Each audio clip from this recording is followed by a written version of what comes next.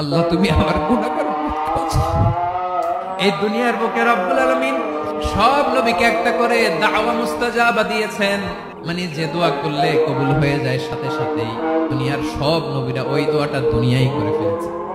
বিশ্বনবী বলবেন, আল্লাহ ওই স্পেশাল দোয়াটা দুনিয়াতে করি নাই, আজকে আমি তোমার দরবারে দাঁড়িয়ে কিয়ামতের দিন ওই দোয়াটা করছি। আল্লাহ আমার যে উম্মতের হৃদয়ে যাররা পরিমাণ ঈমান আছে, আমার একটা উম্মতকেও তুই জাহান্নামে ঢুকাতে পারবা না। বিশ্বনবী পাগলের মতো একবার হাউজে কাউসারে যাবেন, একবার সিরাতে যাবেন, একবার পুলসিরাতের দিকে, একবার হাউজে কাউসারের দিকে, পাগলের মতো দৌড়াতে থাকবেন। তার কোন গুনাহগার উম্মত যাতে জাহান্নামে ঢুকে না যায়। উম্মতি বিশ্বনবী আমার জন্য কাঁদবেন, আপনার জন্য কাঁদবেন, আমাদের জন্য সেদিন কেঁদে কেঁদে জাহান্নামের দরজায় দাঁড়িয়ে আমাদেরকে টেনে টেনে জান্নাতে ঢুকাবেন।